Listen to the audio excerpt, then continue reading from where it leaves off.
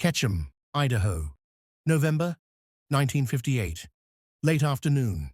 The Sun Valley Lodge lobby is nearly empty. The ski season hasn't started. The summer crowds have gone home. What remains is the waiting time, when a place shows its true face. Ernest Hemingway sits in a leather chair near the fireplace. 59 years old. The beard is grey. The face is heavy. The eyes are tired. He wears a wool sweater, khaki pants, nothing that draws attention. He learned long ago that fame is exhausting when you're just trying to exist. The fire crackles low. Wood smoke fills the lobby. November has always been his month. The month when you can see through the trees because the leaves have fallen, everything exposed. He's been in Idaho for 6 weeks, came to write, but the writing isn't coming. Every morning he sits at the typewriter, and the words feel like stones, heavy, immovable, dead. He types a sentence, hates it, rips out the page, starts again. Same result. They never tell you that someday the words might leave you. Never warn you that the gift might just walk away, leaving nothing but memory of what you used to do. He stares into the fire, watches flames consume wood, turning substance into ash. That's how he feels lately. Something essential burning away. The lobby is quiet.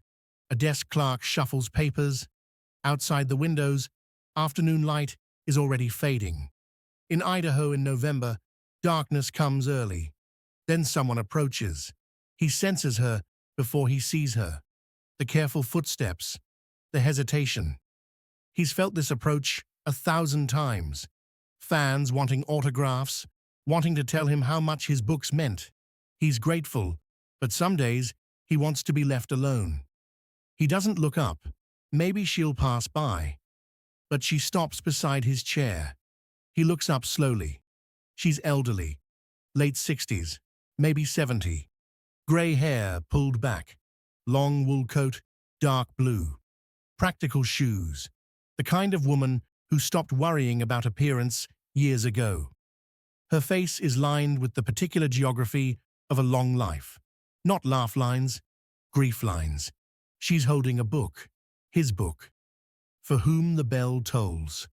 The cover is worn nearly white in places. The spine is cracked. Pages are dog-eared. This isn't a book someone bought yesterday. This is a book that's been read, multiple times, by someone who needed it. Hemingway prepares his public face, the gracious author face, but before he can speak, she says something unexpected. "Mr. Hemingway, I hope I'm not disturbing you." Her voice is quiet, cultured. There's a tremor in it.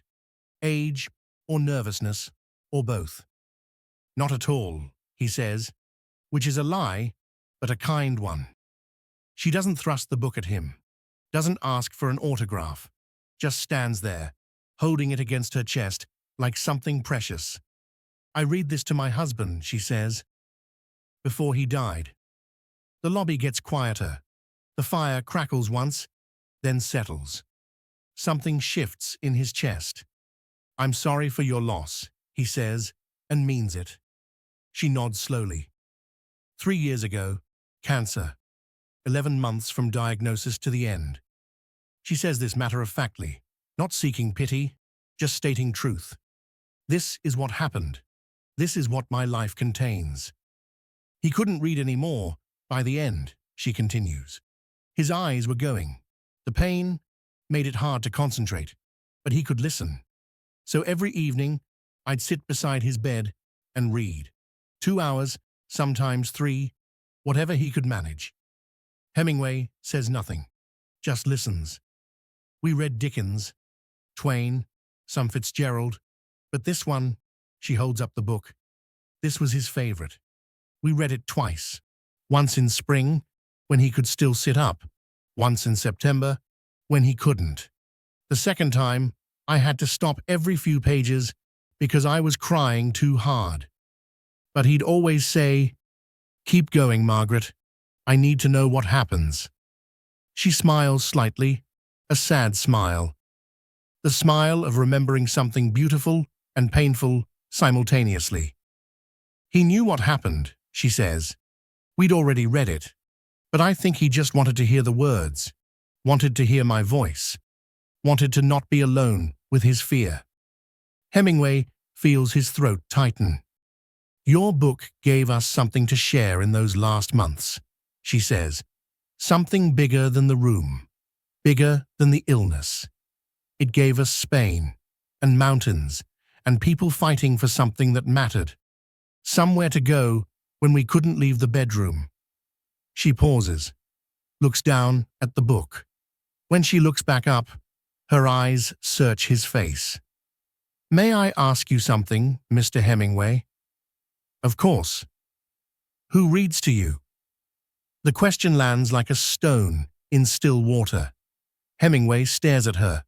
The fire crackles. The desk clerk coughs somewhere distant. I'm sorry, she says quickly. That's terribly forward of me. I shouldn't have… No, Hemingway says. His voice comes out rougher than intended. It's a fair question. But he doesn't have an answer. Not one he wants to say aloud. The truth is, nobody reads to him. Mary, his wife, is in Cuba managing the house. They talk once a week. Dutiful conversations. How's the weather? How's your health? When are you coming home? Everything, except what matters.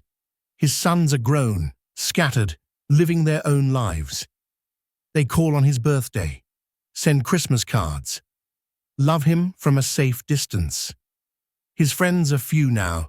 The real ones are dead or distant or tired of his moods. He has admirers everywhere. People who want to buy him drinks, who want to hear stories. But admirers aren't companions. Fame isn't intimacy. Being recognized isn't the same as being known. At night, in his rented house, he sits alone. Sometimes he reads, mostly he drinks. Whiskey, straight. 1 glass becomes 3, becomes 5. The alcohol quiets the noise, the constant loop of failure and fear, and the certainty that his best work is behind him. Nobody reads to him because nobody sits with him in the dark. Margaret is waiting for his answer. Nobody, Hemingway finally says. Quiet, honest. Nobody reads to me. She doesn't look surprised, just nods slowly. I thought so, she says gently. I see it in your eyes, that particular loneliness. My husband had it too, before the sickness. He was a judge, respected, successful. Hundreds knew his name, but at the end, when it was just him, and the pain, and the fear, he realized how few people actually knew him, how much of his life he'd spent performing competence instead of being human. Margaret sits down in the chair beside him. Doesn't ask permission, just sits, sets the book in her lap. Her hands are spotted with age. Working hands, real hands. The reading wasn't just for him, she says. I need you to understand that. It was for me too. When you're watching someone you love die, you feel so powerless. You can't fix them, can't take away their pain, can't stop what's coming. The reading gave me something to offer. 2 hours when I wasn't just a helpless witness. She looks at the fire. And when he died, when I had to figure out how to keep living, I kept reading. Out loud, to an empty chair, to the space where he used to be. It probably sounds crazy. It doesn't, Hemingway says. I'd sit in his room and read your books and Dickens and all the others we'd shared. And for a little while, he was there again. Not really, but enough. Enough to get through the evening. Enough to not feel completely alone. Hemingway understands. He's been haunted by ghosts his whole life. Friends killed in wars. Loves that ended badly. Versions of himself that died along the way. Sometimes he talks to them. Conversations with the dead that feel more real than conversations with the living. Does it help? He asks. The reading, Margaret considers. It helps me remember I'm still capable of feeling things. That grief didn't hollow me out completely. When I read something beautiful and I feel it move through me, I know I'm still alive, still human. That doesn't sound silly at all. They sit in silence. The fire pops. Outside, the light has faded to grey. "Why did you approach me?" Hemingway asks. "Today, you've had this book for years. You could have mailed it to my publisher if you wanted it signed. Why now?" Margaret looks at him directly. "Because I saw you sitting here alone, and I recognized something. The way you were staring at the fire, the way you were holding yourself, the posture of someone trying very hard to be okay and not quite managing it. My husband looked like that in the months before his diagnosis. Something in him was breaking, and he was trying to hide it from everyone, including himself." Hemingway feels exposed, seen. "I'm fine," he says automatically. Margaret smiles, not unkindly. "Of course you are. We're all fine, until we're not." She stands slowly, joints protesting. "I won't take more of your time," she says, "but I wanted you to know what your words gave us, and I wanted to ask that question, even though it was presumptuous, because sometimes we need someone to ask us the true questions, the ones we're afraid to ask ourselves." She holds out the book. "Would you sign it? Not for resale, just so I can remember this conversation. So I can remember that Ernest Hemingway was also just a man sitting by a fire, trying to figure out how to be less alone." Hemingway takes the book, takes a pen from his pocket, opens to the title page. The paper is soft from so many readings. There are small stains, coffee maybe, or tears. He thinks about what to write. He writes, "For Margaret, who understood that words are bridges. We're all trying to cross the dark. Thank you for reminding me why I write. Ernest Hemingway, November 1958. He hands it back. She reads the inscription. Her eyes fill, but the tears don't fall. She closes the book carefully. "Thank you," she says. "You're a kind man, Mr. Hemingway. I hope you find someone to read to you. Everyone deserves that, especially the people who—" His name was Robert. We met when I was 19. I was a secretary in a law office. He was a young attorney. He noticed me because I'd corrected a spelling error in one of his briefs. He came to my desk and said, "You're absolutely right, and I'm an idiot, and will you have dinner with me so I can apologize properly?" We were married 6 months later. 1910, 48 years ago. She smiles at the memory. We had a good marriage. Not perfect, but good. Real. He worked long hours. I raised our children, 2 boys, 1 girl. The boys died. One in France in 1918. One in the Pacific in 1944. Different wars, same result. Our daughter lives in Oregon now. She has her own life. We talk on Sundays. She's dutiful, but distant. I think my grief makes her uncomfortable. She says this without bitterness, just fact. After the second boy died, Margaret says, Robert changed. Not all at once. Gradually, like a photograph fading. He became quieter, more withdrawn. He'd sent men to prison, upheld laws he didn't always believe in.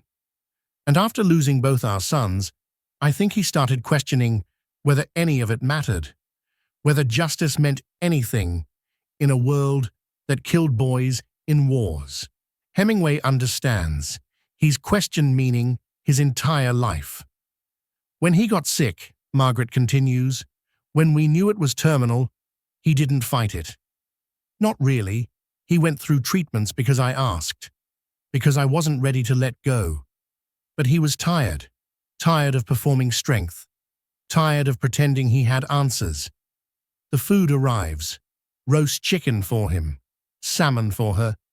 They eat slowly. Those last months, when I was reading to him, That's when I finally got my husband back. Not the judge, just Robert. Vulnerable, human, scared. And it was strange, but those were some of our best days. Everything else fell away. What remained was just us. Two people who'd lived a life together, saying goodbye. She pauses. The night he died, I was reading to him this book, the part where Robert Jordan is waiting for the bridge to blow. He was barely conscious, morphine, but his hand was in mine, and I was reading, and when I got to the line, "The world is a fine place and worth fighting for," his hand squeezed mine. Just once, barely, and then he was gone. Tears run down her face now. She doesn't wipe them away, lets them fall. Cries quietly while eating. Grief and dinner existing simultaneously. "I'm sorry," she says. "I didn't mean to make this so maudlin." "Don't apologize. This is real." They eat in silence for a while. Comfortable silence. Finally, Hemingway speaks. "You asked who reads to me. Can I tell you the truth? Please. I've spent my whole life writing, so I wouldn't have to say things out loud. Words on a page are safer. You can revise them, control them. But speaking truth, saying it directly to another person, that's terrifying." He sets down his fork. "I'm not well, Margaret. Not physically sick. But something's breaking inside me. The writing isn't coming. The words that used to flow are trapped behind some wall. And without the writing, I don't know who I am." This is the first time he's said this out loud. "I've been married 4 times. I have sons I disappointed. Friends I lost because I'm difficult and impossible to be around. I've won every award, achieved every goal, and I'm sitting in an Idaho hotel in November, completely alone, because everyone who loved me got tired of trying." Margaret reaches across the table, takes his hand. Her skin is soft, wrinkled, warm. "You're not alone right now," she says simply, and it's such a small thing. But hearing it breaks something open in him. Tears come. He tries to stop them. Can't. Lets them fall. Cries in a restaurant booth while holding a widow's hand. "I'm sorry," he manages. "Stop apologizing for being human."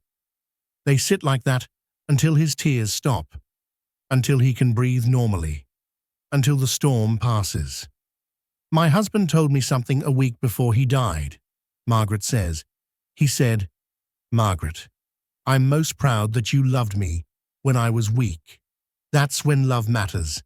Anyone can love strength. Loving someone in their brokenness, that's the real thing." Hemingway absorbs this, turns it over. "I don't have that," he says quietly. "Nobody loves me in my brokenness. They love Ernest Hemingway, the writer, the myth. But me, the actual person who's frightened and failing, I'm alone with that." "Maybe," Margaret says, "or maybe you don't let people see that part. Maybe you're so busy performing strength that nobody gets the chance." This lands like a punch, true and painful. They finish dinner, order coffee, sit with it steaming between them. They talk for another hour, not about anything heavy, small things. She tells him about her garden in Seattle. He tells her about his cats in Cuba. They discover they both love the rain, both hate telephones. They talk like old friends, which is strange because they met 3 hours ago.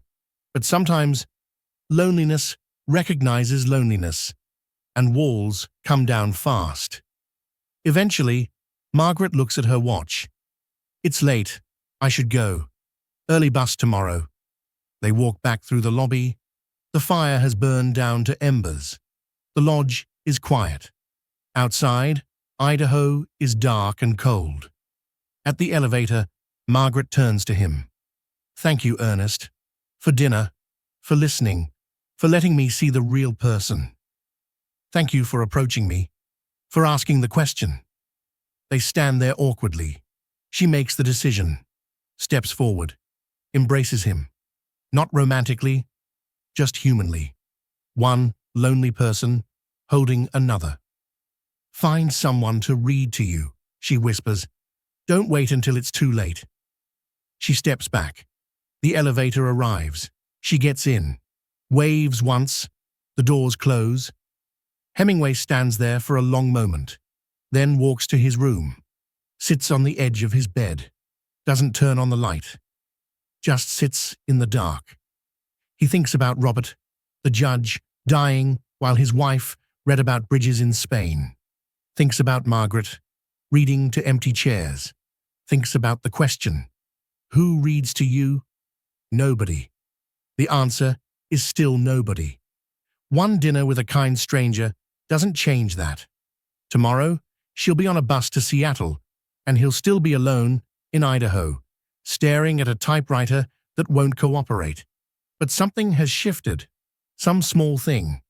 She showed him that his loneliness isn't unique, that everyone is carrying something, that the performance of strength is exhausting, and maybe it's okay to let it drop sometimes. He gets up, turns on the light, sits at the small desk, pulls out hotel stationery, picks up a pen. He writes, "Dear Mary," then stops. What does he want to say?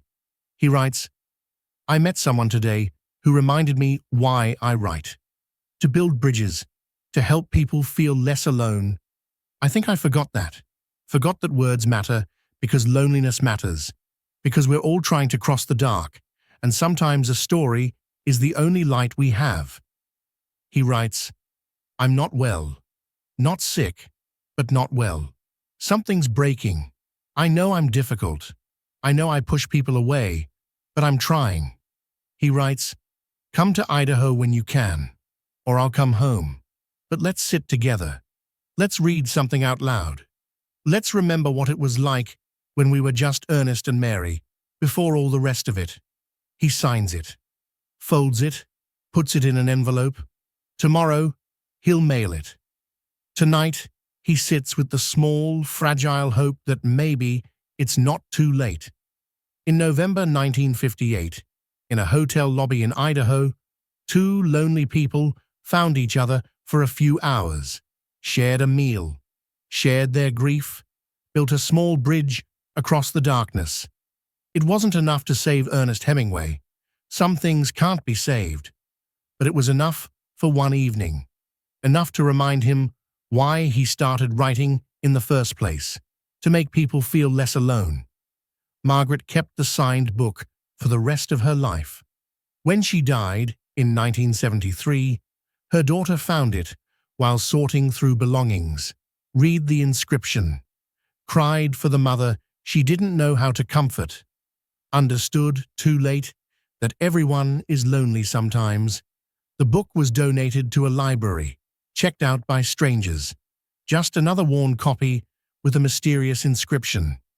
But in November 1958, in Idaho, two people crossed paths, asked true questions, sat together in the dark, and for a few hours, neither was alone. The fire goes out, the night gets darker, and somewhere, someone is alone, wishing someone would read to them.